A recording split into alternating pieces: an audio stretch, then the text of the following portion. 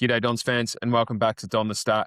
Easter Sunday didn't exactly go to script, but depending on what script you were reading, that might be a positive. A 34-point loss might have been better than many expected, but a 7-goal-to-1 first quarter was nowhere near the start we'd hoped for. A microcosm of our season so far, the game had some of our worst football of season 2026, but it finished with some of our best. And that doesn't gloss over the start, it doesn't change the result, but it gives us something to build on as we head to Adelaide for Gather Round to take on the D's, hoping to win our first game this season and our third Gather Round victory against Melbourne. I'm Jonathan Walsh, and joining to talk me through it all is my co-host Ed Hume. Humey, how's things? Doing very well, Jono. I'm just getting ready to make it over to Adelaide for my third Gather Round appearance. It's always been a fun time these past 2 years, and here's hoping we can keep our Gather Round streak going against the Demons. How are you doing, Jono? Yeah, I'm good, thank you, mate. This is always the time of the year, 2 days out, so talking to you when you're about to head across to Adelaide, that I start to get real Gather Round envy. Every year I've sort of declined the opportunity to get across, and every year I regret it. So I'm excited for you, but I'm also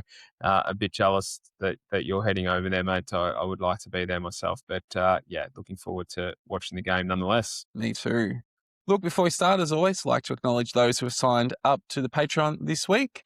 This week, that is Rusty, Jack French, Jono R, and Glenn Elkin. So thank you all for joining with us in the Patreon community. Also want to give a couple of shout outs to some random people I met in the street or around that were listeners to the show. I want to give a shout out to Anthony and his son Leo, who I ran into at High Point last Saturday. Anthony's been a long-time supporter of the show. And they were actually listening to us in the car before we ran into each other, which is a case of life imitating art.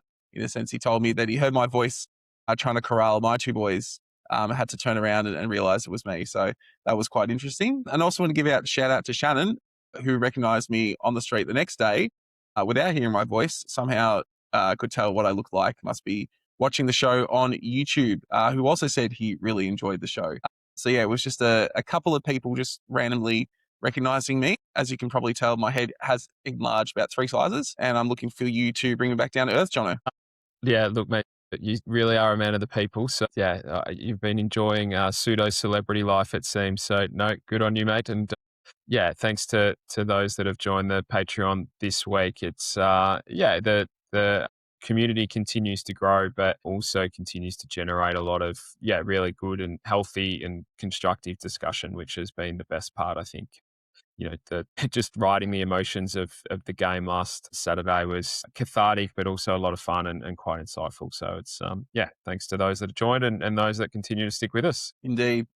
All right, Jono, let's get stuck into a game that didn't end as bad as we feared it might, especially after quarter time. Yeah, let's do it, mate. Well, look, I think we'll do it like we do first thoughts and start with the negatives, which really came down to what the Dogs were able to do at the clearance. And even without Liberatore and Richards, it was a real mismatch in the middle. Bontempelli started the years, really dominated us in that first quarter and set the tone. We really couldn't get our hands on the ball at all. The Dogs were able to get incredibly dangerous from clearance. So 3 of their goals came straight from the centre clearance in that opening quarter.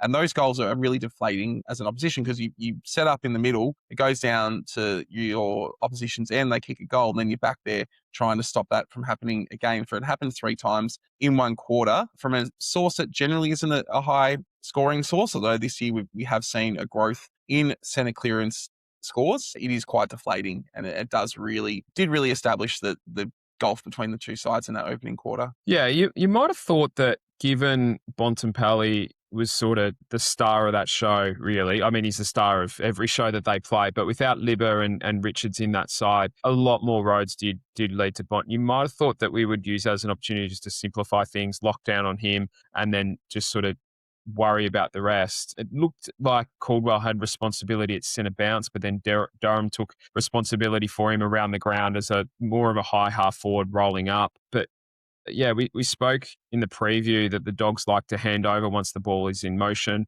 Bont played a bit more like a high half forward post clearance. Fraser came up to run around more as a mid. So, we weren't really prepared for what the Dogs threw at us. Bont had 22 of his 35 in the first half. Fraser had 16 of his 26 in the first half. And it just gave them dominance at clearance and also outside post clearance. We lost clearance by 12 in quarter 1 and 6 in quarter 2. And you're right, it was a real double blow that 3 centre clearance goals you mentioned, but we kicked 3 behinds in that first quarter, and the The Dogs scored goals from 2 of them, as well as 2 goals from throw-ins. So almost all of the damage was done from clearance and kick-ins. In fact, their first goal came from a kick-in, so we actually missed an opportunity to kick the first goal. They then went down the other end and scored a goal.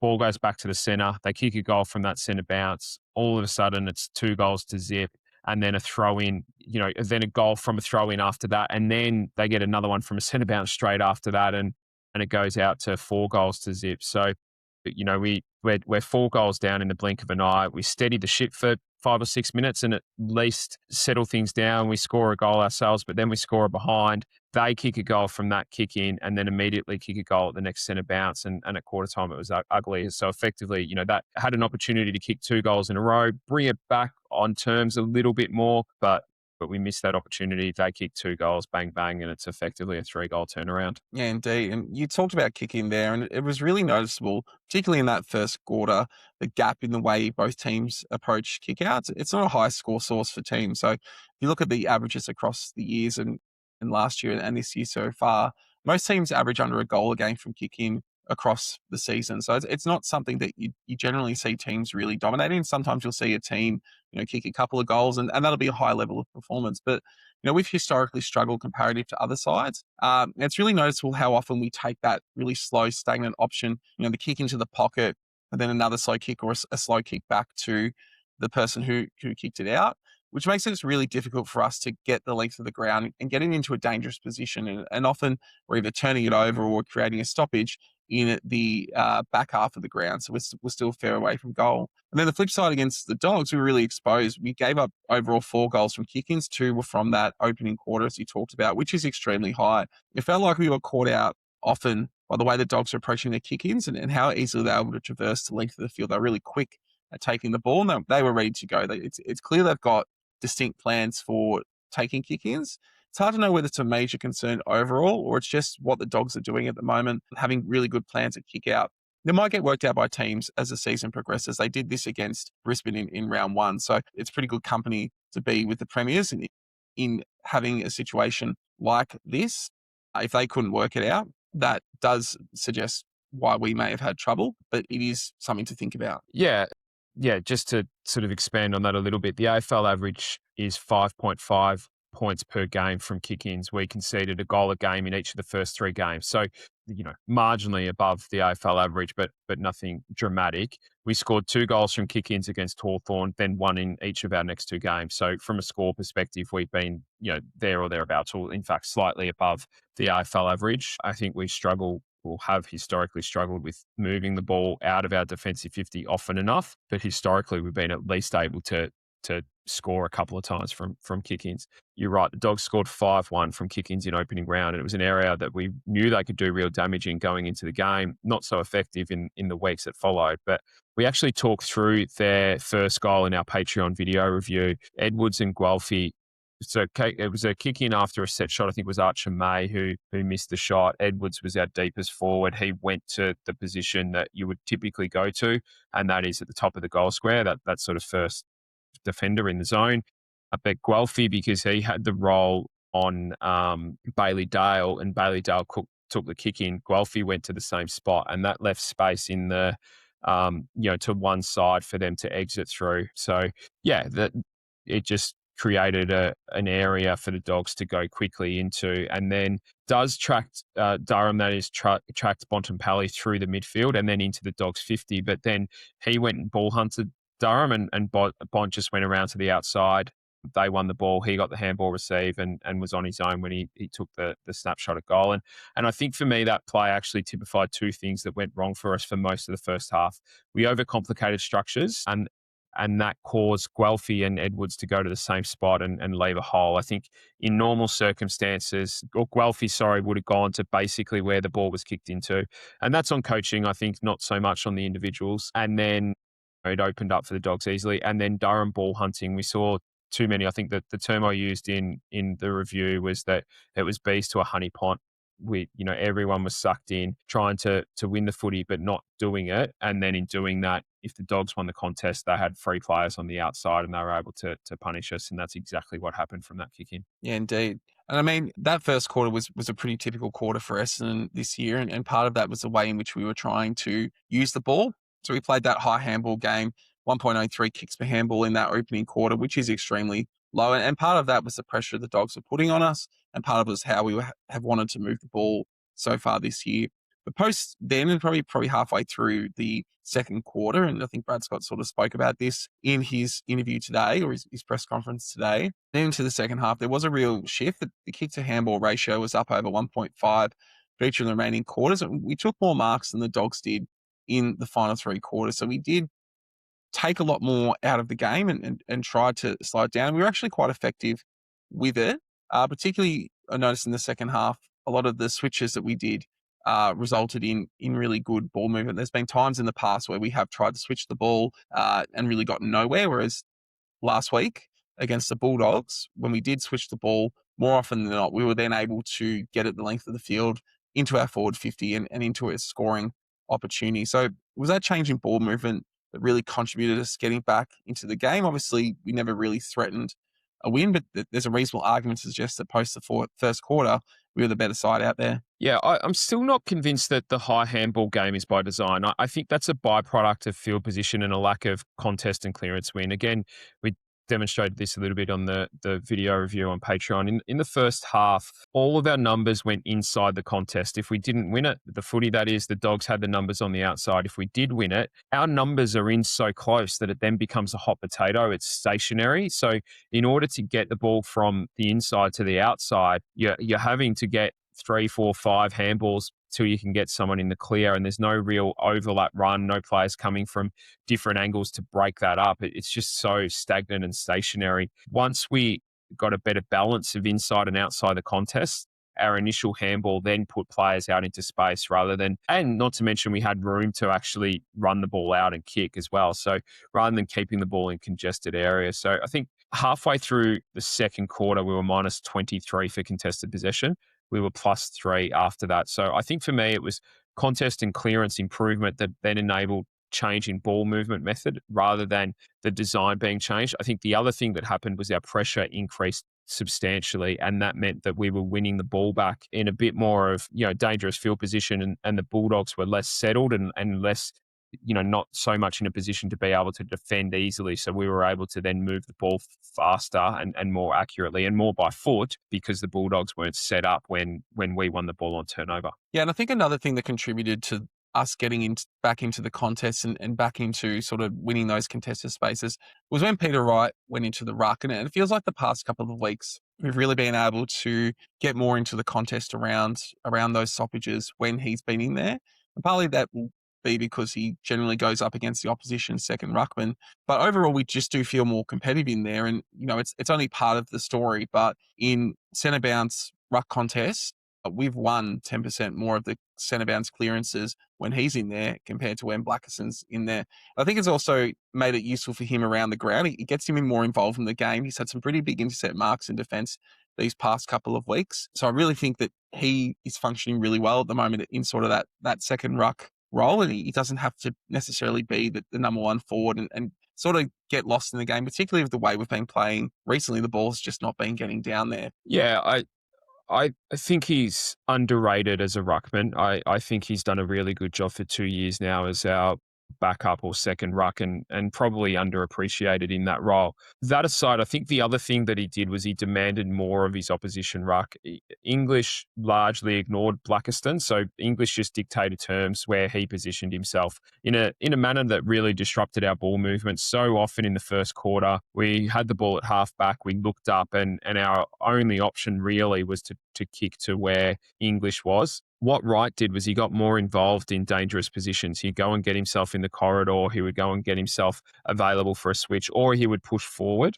And that caused English initially and then their other rock options to start to think about where they positioned themselves in relation to Peter Wright. And Peter didn't always get used. In fact, rarely he did get used, but that isn't always the point, really. It really did do a good job of taking their ruck to other parts of the ground that then made it easier for us to move the ball once we had it in space. Indeed. And, to, again, focus on the positives from the match. Sometimes you do have to hold on to the small things. We spoke in the preview about how effective the Dogs have been in transition against us these past couple of seasons, particularly last year where both games we played them, the Dogs were scoring over 80 points per game from turnover. Last Saturday, we were able to hold the Dogs to only 26 points on turnover. And if you go back through the numbers, the only times in the previous 3 seasons that we've held a team to below 26 points on turnover, which is generally the biggest scoring source for most sides, that's been against teams like West Coast, North and Richmond, which are bottom 4 sides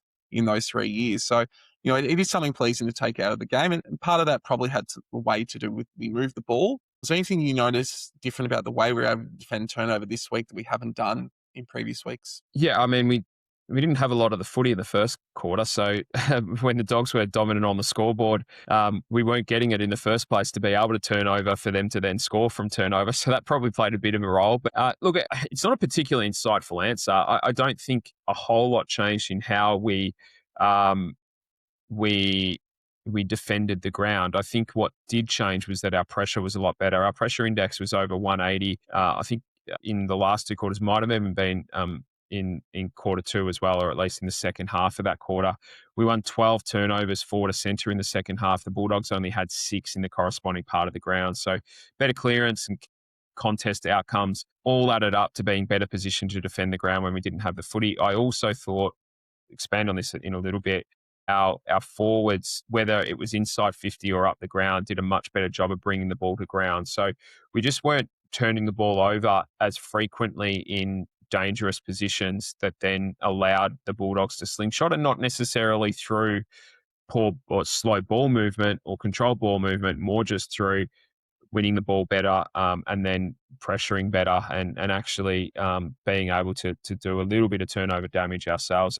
I picked up on a comment Brad Scott made in his press conference today. It's one I really agree with, and he said, paraphrasing a little bit, but when your pressure around the footy is better, your contest and clearance work is better, your defending gets better as well. So I think what we saw was a byproduct of being better around the footy that then transpired into other parts of our game. Indeed. And I think part of that pressure around the footy was also brought about by the introduction of Isaac Kako into the midfield on the night. So Isaac didn't go into a centre bounce until the 12th centre bounce of the game, and we'd only won 2 of the 11 centre bounces up to that point. Isaac had 10 on the night, and when he was in there, we won 5 and lost 4. So in total, in centre clearances that Isaac wasn't there, we only won 3. So when he was there, even if he wasn't the one who was winning it himself, he was contributing to us winning more than we lost in that situation. So what was the difference that he brought, and how should we balance his midfield and forward time to get the best out of him? Yeah, I'm not sure, to be honest with you, mate, whether this one is causation or correlation, or maybe just a little bit of both.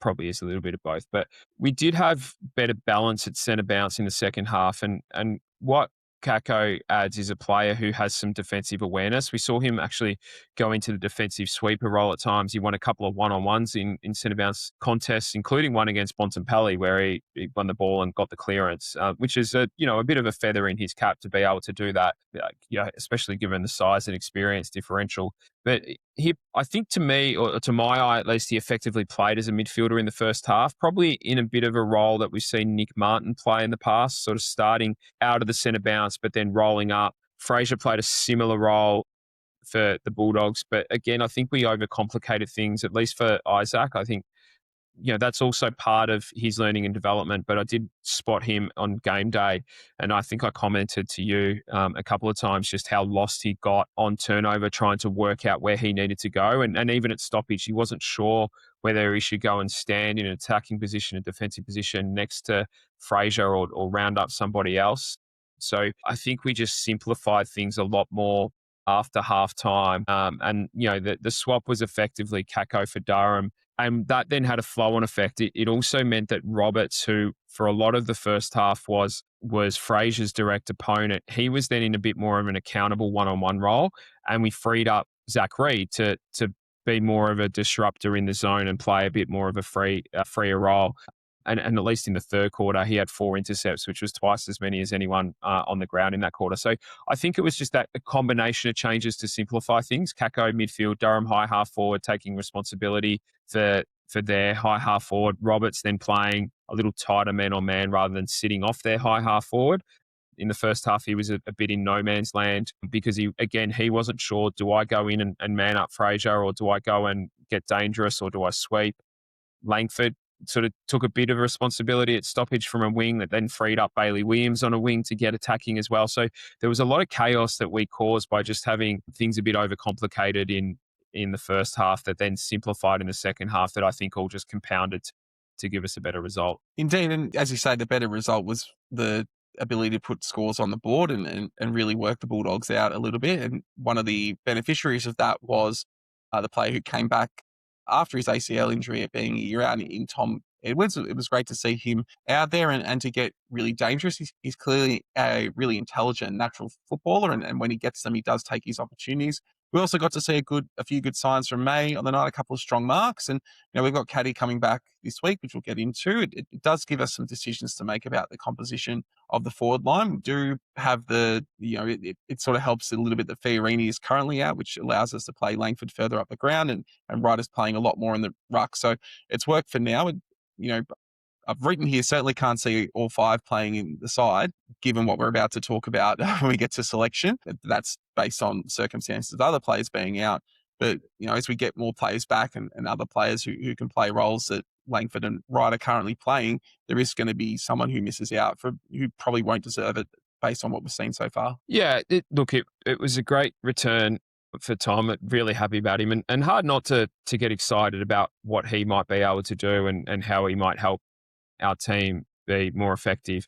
You're right. He's getting scoring opportunities through just pure football IQ, knowing where to position himself, where to lead to, when to lead as well. He recognises the kicker and goes at them at the right time. He's not doing that through sort of brute force or athleticism or power. It's through real football smarts. I actually thought Archer May, but not just him, even Day Wicks and Guelphy Wright, even Perkins at times competed really well in the air and made sure the ball came to ground level. The Dogs only had 3 intercept marks in our forward 50, which is a win for us.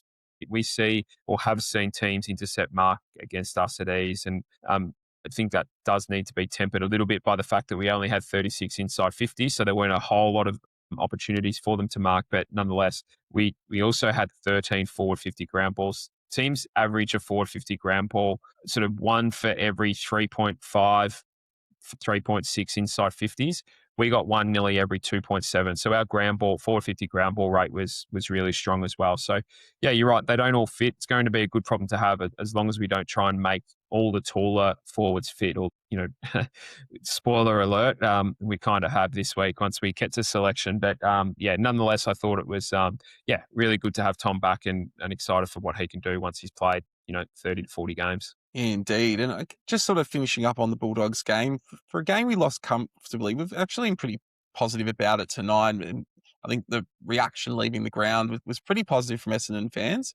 Are we right to be this way, or we're ignoring the big flaws we saw in the beginning of the game too much? We're clutching at straws because of what we've experienced so far this season, or was there something real about what we saw in that second half? Well, I think to be honest, it doesn't matter what you and I think or what fans think. I mean, obviously we want fans being positive and thinking, going to games with hope and turning up in numbers and supporting our team. So I don't mean that quite as how it came out. But I think what matters most is what the playing group takes from it and whether they take confidence out of it to, and get some belief that, you know what, if we actually do switch on, we play the way that, we've trained and prepared to play, then good things happen. I don't think the problem for us has changed overall.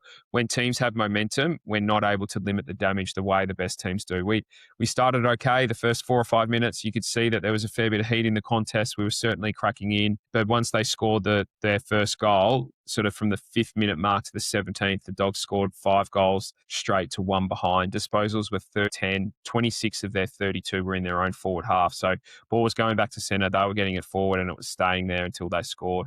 Contested possessions were 32 to 12 in that sort of 12-minute period. And that's been a problem for us in every game we've played. The Bulldogs are better at it most because their ability to really hurt you from clearance and kick in, and therefore their damage was much more significant. I think we need to get better at getting the game back on our terms a lot quicker. I looked around, and again, I mentioned it to you and Andrew and James, who we watched the game with, and I looked around after they kicked their third goal. So it was the one that Bailey Williams kicked, and there was no leaders out there doing anything to sort of bring some energy. McGrath, to be fair to the captain, was on the bench at the time, so he couldn't really do much. Langford just meandered back to the wing. It was his opponent that kicked the goal, so he had, hands on hips, head down. Merritt just went to his fellow mids. I think it was Durham and Caldwell, who were kind of experienced enough, both in the leadership group too. So there was no on-field leadership to try and get around the young guys, try and build some spirits, reset the mindset. It just all felt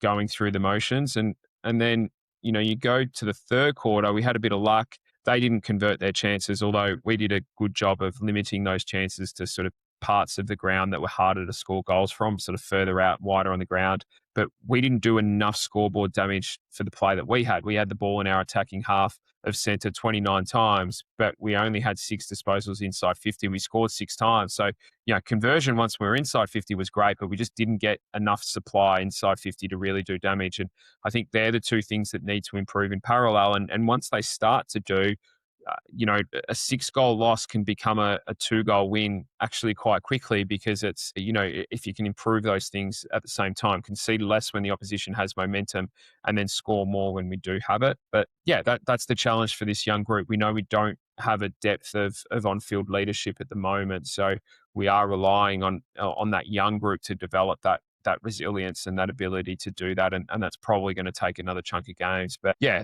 let's put that one behind us, mate. Let's turn our attention to the biggest award in football, the Damien Barrett Lifetime Achievement Award. What caught your eye this week? Well, this was a late nomination, Jono. I'd actually written in the running sheet that there was no award nomination this week. Then thanks to Jonathan Davies in the Patreon chat for the Damien Barrett Award for bringing up this stinker out of the Real Footy podcast from Peter Ryan, where he said that he worries about Kako and he doesn't kick enough goals. This is a second-year player. He played every game in his first season. He's come off an injury at the end of pre-season that he was flying through. He's already moving into the midfield and having an impact. So I have no worries about Isaac Kako at this stage. I think there's a lot of people who've just assumed he's a small forward, when in reality he's more that high half forward that gets involved up the ground and impacts in the middle, as I spoke about in the Bulldogs. I think if you had question marks over you can have question marks over a lot of Essendon players and what they're going to be. I think Isaac Kako is really well down the list of the players you have to worry about at Essendon going forward. Two things here, mate. Firstly, I'm a little bit worried about Jonathan listening to a podcast that contains Sam McClure. So that's a query in and of itself. But yeah, it's a strange take.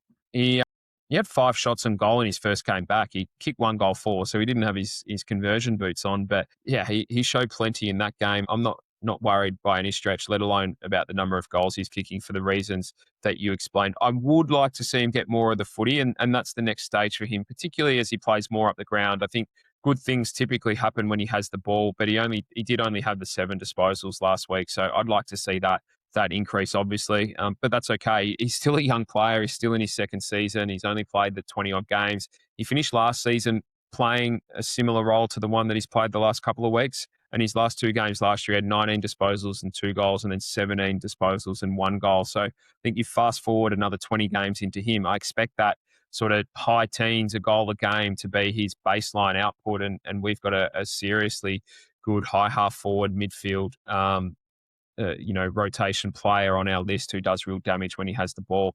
Can I throw a late nomination? I don't know who the person was, but there was a journo in Brad Scott's press conference today who asked if the club has a mandate on player partners attending matches, which I found quite a bizarre question that a journo would even think that might be a thing. Indeed. It's certainly been the discourse around Essendon this week. I thought we'd get away with a little bit less given the improved performance this week, but obviously there's no Essendon angle that can't be done to death, although given the amount of publicity Gimlet has gotten from Essendon this week, I hope they do offer to host the club's Mad Monday at the end of the season. You mentioned Sam McClure there. When Jonathan posted it in the Patreon chat, he mentioned it had been Sam McClure who had said it, and I immediately thought about all the great things that I could say about Sam McClure, which I had to park once I listened to it myself and discovered it was actually Peter Ryan who said it. But I'm sure Sam McClure will give me an opportunity to release some of that A-grade material that I'm building up at some stage this year. Yeah, the fact that he hasn't had a serious nomination yet, 5 weeks in, is actually a little bit disappointing. So, I'm sure that will change sooner rather than later. Yeah, indeed. Just turning to some other news from the club this week, and obviously There was the announcement of both Angus Clark and Harry Jones getting injuries out of this week's VFL game. It was great to have that VFL game as a curtain raiser to the senior side. It should definitely happen more often, and to be able to get there and see, the senior listed players strut their stuff out there. Angus Clark developing a stress fracture and Harry Jones having a calf strain. Particularly Harry Jones, when he did start the game quite well, kicked a couple of goals in that first quarter. It is disappointing, and both of them currently are to be confirmed in terms of their return. Clark's stress factor is in the foot opposite to his syndesmosis injury, so it is a double blow, given he worked so hard to get back much quicker than anyone expected from that injury when he did it so late in the preseason. To have another injury interruption for a player that showed plenty of promise last year is really disappointing. Yeah, look, it's hard not to wonder whether there's a link between Clark's new injury and coming back too fast. Nowhere near experienced or knowledgeable enough on that kind of thing to know, but I guess that's where the mind goes instinctively. But yeah, regardless, it's disappointing that he'll miss a chunk of footy. Yeah, and likewise for Harry, you want as many fit and available players in the VFL and as you possibly can, and have them to continue to be playing well and put their hand up, because ultimately competition for spots is what drives performance. So let's hope both are back sooner rather than later. I think in better news though, mate, Nick Bryan got hit through his first game back unscathed. Nick Cox got another game of footy as well on his sort of comeback trail. And Will Setterfield was back in full training this week. There's no VFL game for any team this week. It's a VFL bye during gather round, so they get the week off. But yeah, at least there was some good news in amongst the two lads that got injured. Yeah, indeed. Look, we've focused a lot on poor media content this year with the Damien Barrett Award, but there is good things out there, and a lot of it does come from independent media and independent journalists really thinking about the game in more depth it doesn't need to be relegated to a social media clip. And we're going to discuss one here that has come from Tommy Wolf over at the Reading the Play blog titled Hold the Line. So, unlike most of what we get from traditional football media, this was a really well considered and thought out argument about the way Essendon is approaching things and should be approaching things, really comparing Essendon to that Richmond period up to 2017. As I said, it's titled Hold the Line, and we'll link to it in the description of the episode so you can check it out for yourself. I'm not going to go through it line by line, but it's a really thoughtful and well put together piece that I think everyone should read. It really is sort of aligns with a lot of what we've spoken about over the last few years. I think the essential theme of the article is that to succeed in this sport, once an organisation believes it has the model it needs to be successful, it's really important to shut out the external noise, commit to that plan and process and see it through. And whilst that's no guarantee to success, it's more likely to be successful than changing direction after 2 or 3 years, only to do the same thing again 2 or 3 years later when results aren't immediate. I think my favourite part of the piece was as follows: because the hardest part of a rebuild isn't identifying the problem, it's living with the solution when it gets uncomfortable, when losses stack up, when progress isn't visibly externally, when the noise returns. So yeah, it's a really great piece from Tommy there. As I said, there'll be a link to it in the description. You really all should check it out. Yeah, that line really stood out to me too, mate. We've been a club that has seemingly reacted to noise for a long time, not so much under the current admin, but we are also a club that generates a lot of noise, and it's been a little quieter this week, maybe helped by the second half against the Dogs, but probably also due more to the fact that there was a game on Monday and then a short turnaround into gather round, as well as our friends out at Princes Park getting a bit of attention too for losing another game where they were well up late into the games.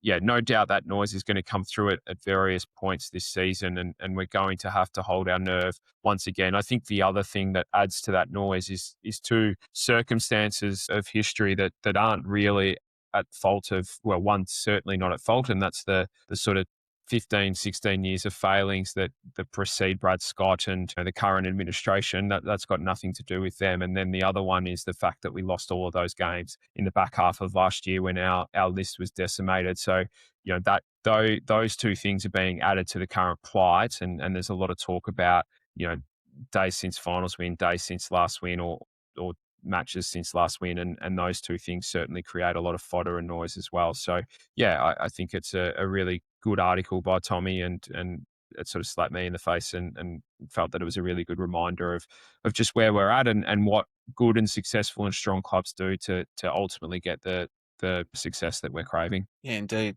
I think, as I said, I really enjoyed the piece. And Tommy talks about the Richmond 2017 example as the one that most aligns with Essendon. I do like to hope that we are sort of on the same track that the Tigers went on in that build that they went through up until they did achieve success. But I certainly don't think that we're on the cusp of, a 2017 Richmond-like year now. I'd sort of put us back around the 2012 Richmond that was still developing. And I think the other big difference we have with that Richmond side is that even before 2017, they had clear A-grade talent on its list. Cochin, Martin, Rewalt, Rance, all had been All-Australian prior to their premiership year. I'm sure I'm forgetting something or someone as well. I'm not sure we have that collection of A-grade talent that has demonstrated consistently on field to say that we are on the same path as them, but I definitely do think that the model that they took getting to that point is definitely the one that we should be looking to emulate. And sort of as Tommy posits in his post, that's as much about what happens off field as it does on field. Yeah, I think the comparison was probably made more in regards to the noise around Richmond and Hardwick at the end of 2016. They'd won 8 games. Hardwick had just completed his 7th season as coach, and the leadership of the club stuck to their plan and backed their man in, not without changes around him, but nonetheless, they kept backing in Dimmer as their senior coach. We're only year 4 under Brad Scott. Rosa has only had the full keys to the list management process for the last 2 draft periods. So I think the comparison is more about noise rather than the list position at the same time, directly. So yeah, at least that was the way I interpreted it. Yeah, indeed. I think the other thing that the article made me think about is that we tend to focus on those rebuilds that worked. We often talk about the Richmond rebuild. We talk about what Melbourne did to get to their 2021 premiership. Brisbane, looking at what Brisbane did to get to where they are now. Okay, we tend to focus on the successful rebuilds. I think we don't tend to talk about the teams that tried to go down the rebuild route and failed. I actually think in the coming weeks it might be worth visiting this as a topic. Really take a look at those teams that failed the rebuild and why they failed and how we can avoid those problems that they went through there. So I think that's something we're going to probably cover in episodes in the future. So keep your ears out for that. Yeah, I think, Richmond gets brought up a lot. Geelong under Bomber, Brisbane under Fagan, to a lesser extent, more recently, Adelaide under Nix. I know they didn't win a final last year, but they went from outside the 8 to finishing on top. I think they're all talked about as the models of stability, strength, and alignment to rebuilding your club and your list. There's a club down the road from us in Essendon who, is probably the first one that we'll dig into that had 3 number 1 picks in a row, invested in the draft, had access to high-end talent. And then just as that talent was starting to shine, they sacked their coach, brought in another one. Then they started to top up with players from other clubs, change their list management strategy, then change their coach again, change their list management strategy again, change their coach again, and continue to go around in circles. And currently, just having a quick look, 20 odd points down at halftime, which is nice to see. So I think that'll probably be the one that we'll look at. But of course, we can also look in our own backyard and see where that's got us to. But yeah, more pressing at the moment, mate. Let's have a look at the Ds. Yeah, absolutely. Looking at what the Demons did last year, they finished in 14th place, which was one ahead of Essendon. They had 7 wins and a percentage of 93.3%. Over the off-season, they had a change of coach and some key personnel. That has then seen the Demons make a strong start to this season. Currently sitting in 7th position with 3 wins against the Saints, Blues and Suns, whilst their only losses come against the Dockers. Yeah, the performance from the Ds this year doesn't entirely surprise me, mate. And I think I've commented to people in the past that I thought they underachieved a little bit last year because I do think that their list demographic was quite healthy. Injuries didn't help them at times, and obviously those question marks over Petraka and Oliver and what that was doing to culture. But I think despite the coach change, they've been pretty focused on turning over the list bit by bit, almost since they won the flag. They brought in Van Rooyen and McVie in their flag year in 2021. Both are now at 60 games. Of course, McVie's been traded to Fremantle, but I think it's an indication that they won a grand final and then invested in getting games into young players straight away. And they've continued to do that. They took 2 picks in the top 23 in 2023, which included Caleb Windsor, who's now at 40 games. And now, by virtue of having invested those games into him, he's now moved into to be a primary centre bounce midfielder for them in his 3rd season. They'd picked 6 and 11 in 2024, both of them whom played 20 games last year as well. So I think, throughout they've been focused on bringing in high-end talent, getting them into their system, getting games into them as well, and not just waiting until they bottom out before they have to rebuild their list. The other thing that they've done is they've continued to, and if you look at some of the guys like Windsor, Pickett more recently, and others. They've focused on guys that have speed and skill and brought them onto their list as well. So, yeah, as I said, not helped with injuries last year, but I do think they underperformed a little bit, and we're pretty well positioned to bounce back in 2026. Indeed. Part of the reason why they struggled last year was they're struggling in terms of scores, and they're generally middling in terms of their scoring profile. They ranked 10th in scores for and 12th in scores against. This year, they've really improved their ability to score. They're up 17 points per game compared to last year and are currently ranked 5th. However, they've also seen a rise in their scores against. They're giving up 9 more points per game to their opposition. So they've really opened up their game style, and this has allowed them to score more. It's also seen them scored against more. They've had both positive inside 50 differentials in the previous 2 seasons, but that has increased from plus 3.7 to plus 7. Their inside 50 efficiency has remained similar to last year. So most of their scores they're coming from just come from improved or increased numbers of inside 50. So they're still scoring the same rate.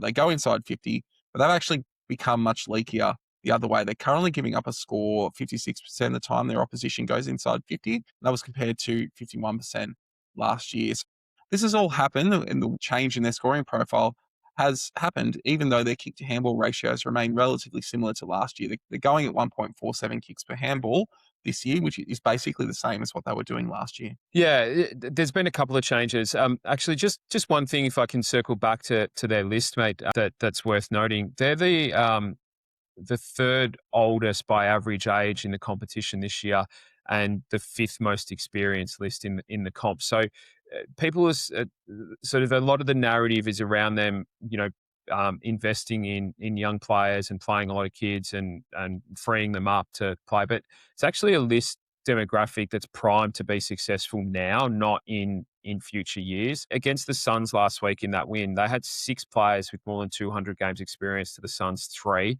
Admittedly, they had 10 under 50 to the Suns 8, so not a huge difference there, but they do have a lot of top-end experience. But the thing that's changed the most about how they play, because they have sort of taken the handbrake off a little bit under their new coaching regime, is their ability to spread and punish on both clearance and turnover. And it's stoppage clearance rather than centre bounce. Stoppage scores are up almost a goal a game, whilst turnover scores are up 8 points a game so far this year. But it's also high risk. Turnover scores against are up 3 points a game, and stoppage scores against are up 11 points a game. So that stoppage score piece is a really interesting one to keep an eye on going into this week, and how we might set up and potentially be able to do some damage is that despite them opening up their scoring, as you said, they're opening up scores against as well. Yeah, indeed. And their scoring ability from clearance has happened even though they've lost, their 2 best clearance players over the past half a decade or more in Oliver and Petrarca. They're currently 3.5 more centre clearances per game than their opponents, and they're ranked 3rd in the competition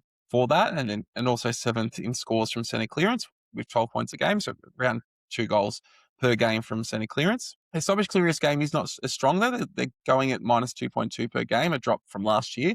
Now, again, this is an area that could be exploited, though, given our performance this season, that is a challenge. The contested possession and ground ball game has also dropped away. They've gone from plus 10.8 in contested possession to minus 3 per game, and plus 2.6 to minus 10 in ground ball gets. Yeah, they're plus 1 for centre clearance scores per game this season. So differential, that is. So they're largely breaking even, but they're minus 7.5 points per game from stoppage clearance scores. So yeah, it's an area where, despite them increasing their scoring rate, they're as I touched on and you touched on, their scores against are increasing too. So it's not quite Russian roulette with the way that they're playing. It's not that exposed, but yeah, we too have had issues in that area this year, and it's likely to be one of the main deciding factors in the game this week. We'd be hoping we see more of what we got in the second half last week than what we got in the first half. Yeah, indeed.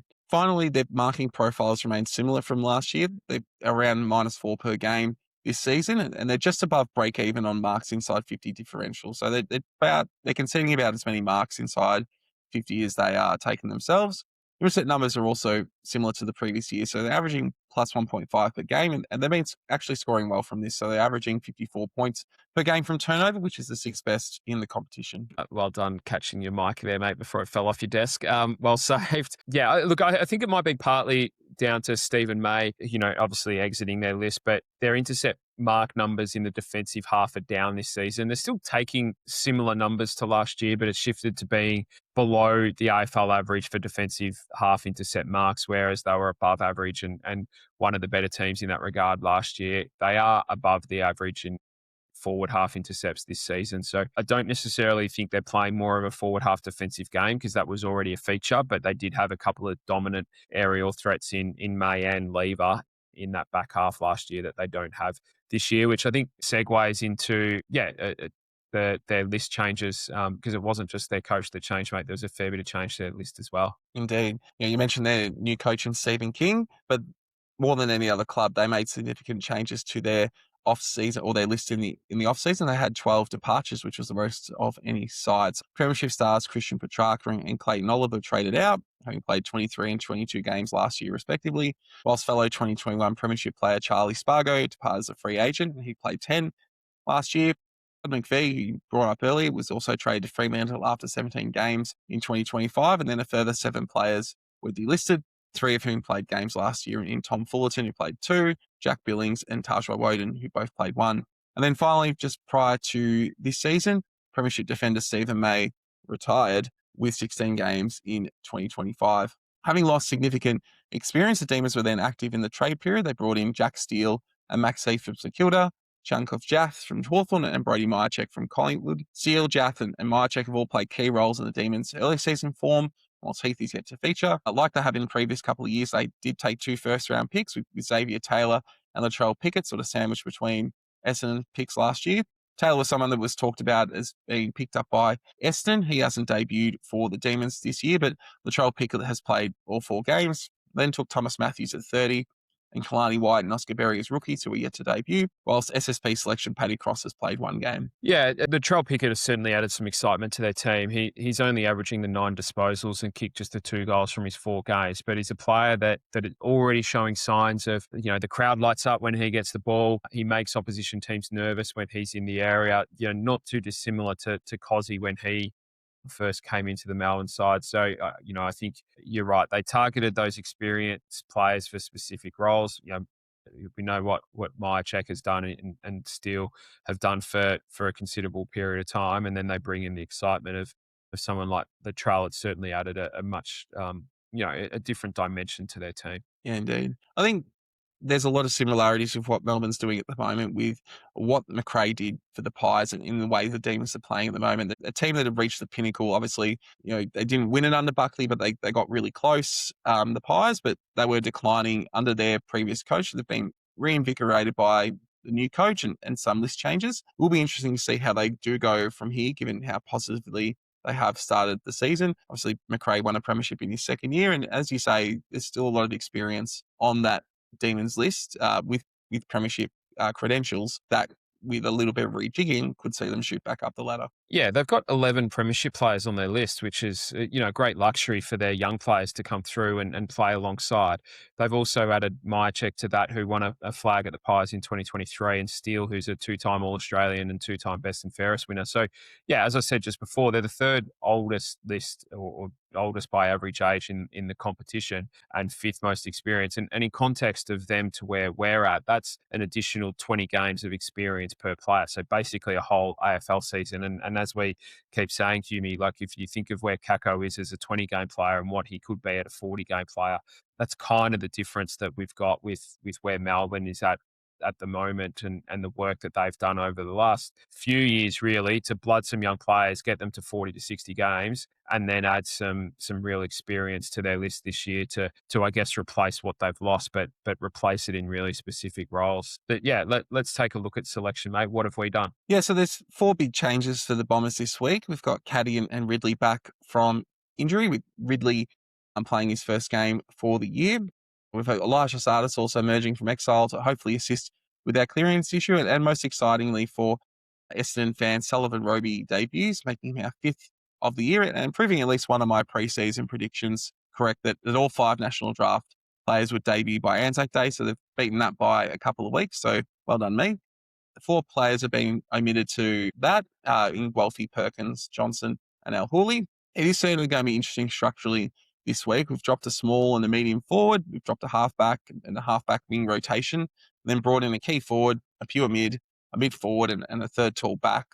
I think there's going to be a few other magnets swung around this week to make the structure work. It's really going to be interesting to see how they run out and structure up, especially against a side like the Demons we've talked about, that is really running over the ground at the moment. Yeah, there's only one true like for like there, isn't there, with Roby coming in for Perkins? And look, it's exciting to see Sullivan come in and play his first game. He had a delayed start to pre-season. We found that hot spot in his back after we drafted him, which wasn't there on the AFL medical reports. And he's been really patient, or the club's been really patient in building him up. He's played a few VFL games now, and quiet last week sort of dampened the expectations, I think, that we might see him this week because of that. But he had a really impactful game the week before.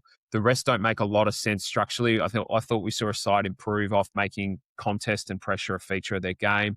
Guelphy, I thought, had a big role in that after half time. I'm not necessarily sure Guelphy is a solution going forward, but I think once they moved him off the Dale tag and he did a job as a pressure forward, he provided plenty of spirit. He's effectively replaced by Caddy. Caddy comes into that side, but I would have thought that we would look at moving a tall out for him. We now have a forward line that is going to at times contain Caddy, Edwards, and May. So that's an awfully big team. The benefit of that pressure that we got from Guelphy was that we saw Johnson and Al-Hooley get into the game the second half and do some damage by foot. And in Al-Hooley's case, added some leg speed as well. I think Ridley's been a culprit in years gone by of slow ball movements. I'm a little bit concerned that we might see a step backwards in how we're moving the ball because of their changes. I do think that Elijah should help us with our clearance challenges. It's been great to see him rewarded for form. I think he's knocked the door down enough now that he needed to be rewarded with selection. But how we balance that time up with our other mids and what that means for distribution on the outside, I'm struggling to get my head around that. But perhaps there's a couple of guys who are sore and maybe question marks over them, and we might see some late changes, and it makes a bit more sense once they run out on Saturday. Indeed. And then looking at Melbourne, and as you'd expect from a team in form, they've made very few changes, or indeed just one, with Bailey Fritsch coming in for Bailey Laurie. So old Bailey coming in for new Bailey for the Demons this week, which really gives them an interesting and dangerous forward line, which we'll discuss in a couple of minutes. Yeah, look, Fritsch is a real danger. He missed last week through injury. Let's hope he's a little bit underdone.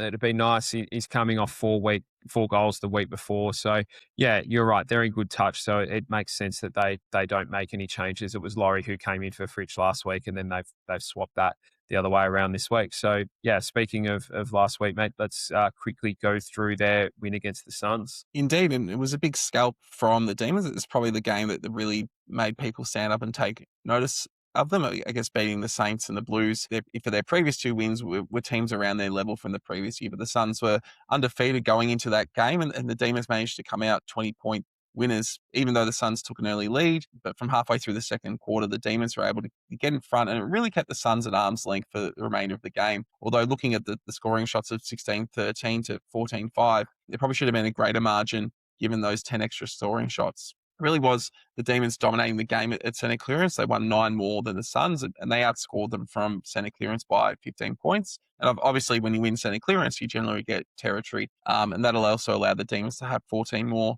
inside 50s, which was also generated from 6 more intercepts.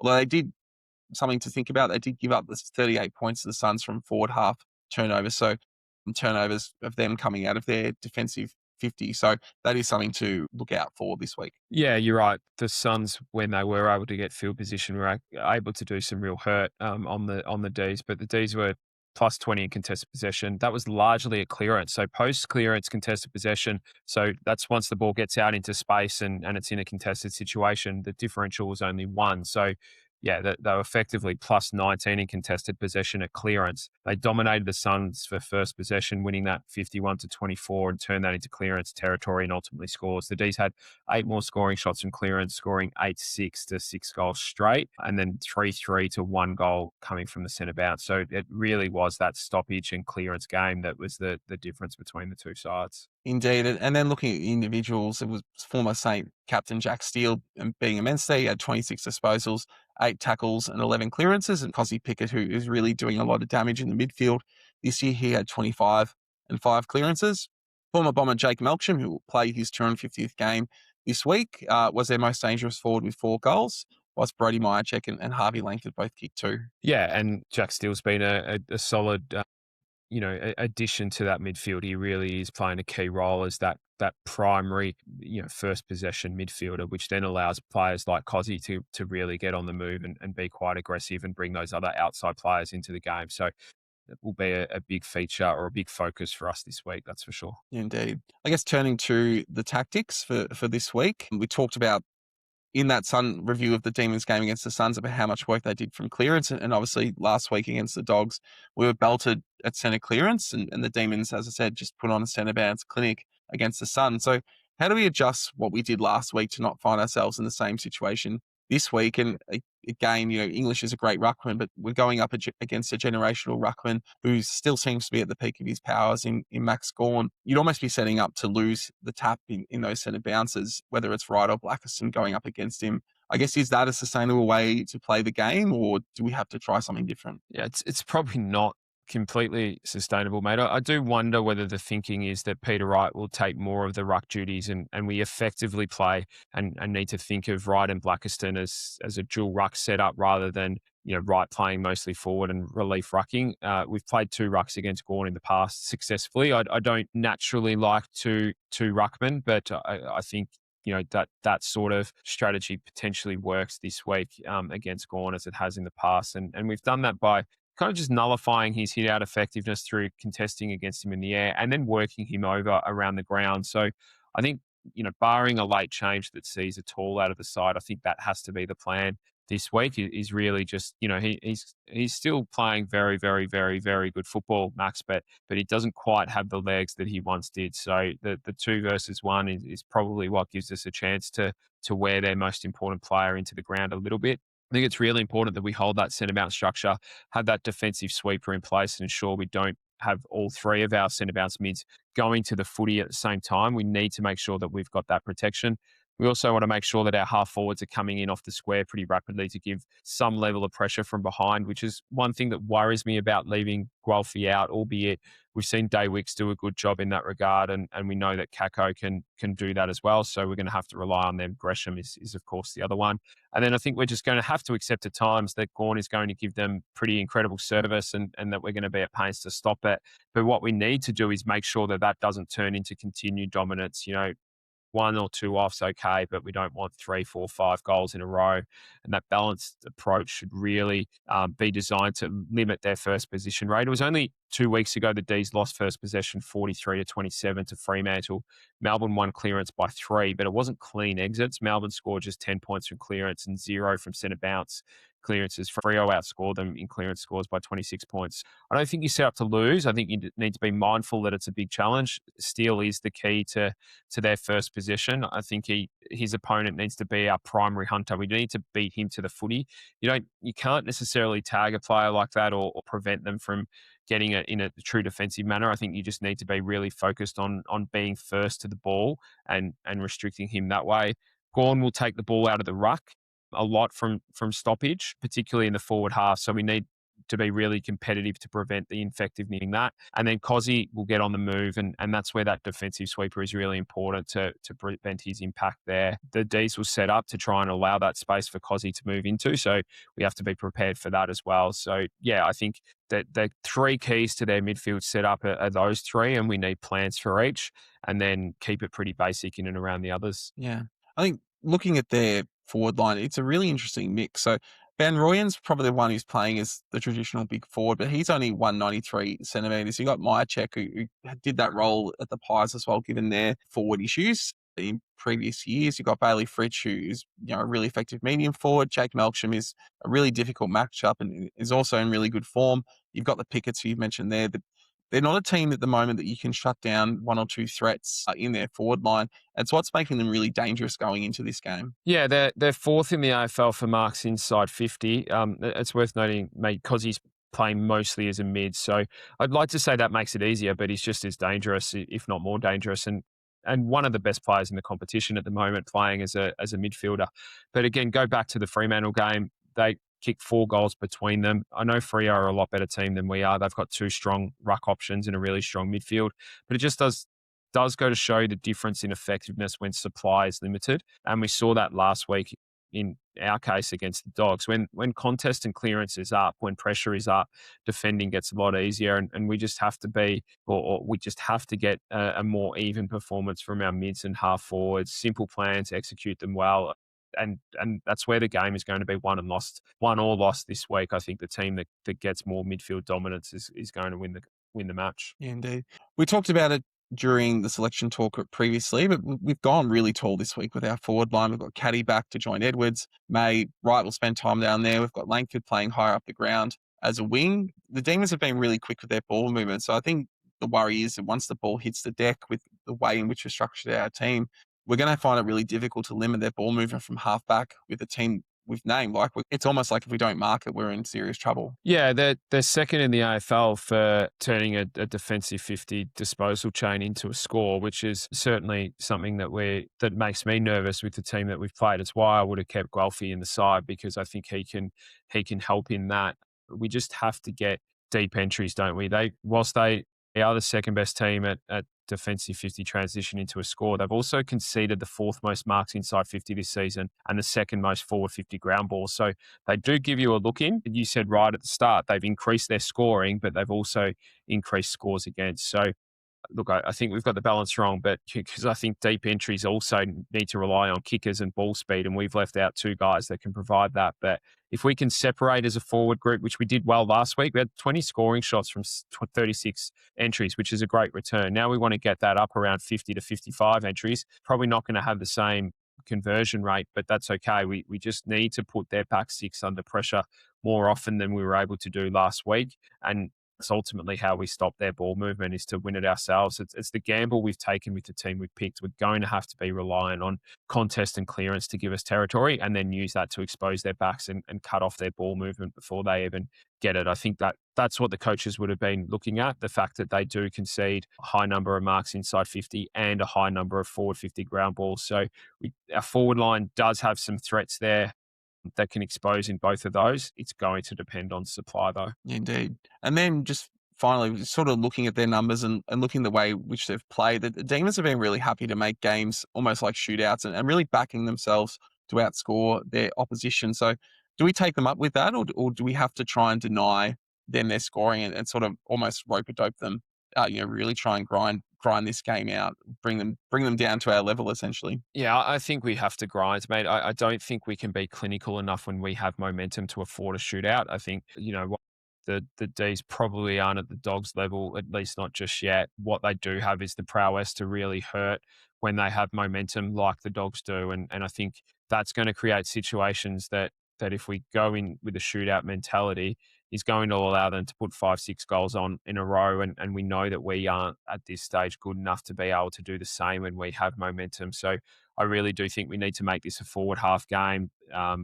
through contest and pressure around the ball, and then using that to get the game in our forward half and setting up to prevent their score or their rebounds through being really competitive in the air. Indeed. Just for the final thought tonight, we've talked a fair bit about Cozzy and the impact he's having on the Demons in the middle. Is obviously a really hard matchup with his pace and his ability to be a threat forward. And if he does start getting off the chain in this game, is this the situation where Andy McGrath needs to step up and take him all over the ground, follow him into the middle, kind of like what he did against the Sire last year? And I think that back half of the year when the Sire was one of the best players in the league, Andy McGrath was probably the player that did the best job at limiting the Sire's impact, and Cozzy and the Sire play similar style games? Or is there another option that you like in terms of going to Cozzy? Yeah, I mean, Andy is probably the best suited to be able to do it. I think the worry is the flow on then down back and through the midfield, because if we put Andy into the midfield, we probably don't have a defender that's capable of going back to play a role on one of their other dangerous forwards, particularly given the changes that we've made this week. We haven't brought another small defender in. And then it also takes a midfielder out who's going to have to be slotted elsewhere. And in Caldwell, Sardis and Parrish, we kind of got three mids that can't really play, to all that effectively in other roles. So the flow-on effect there is a little bit worrisome.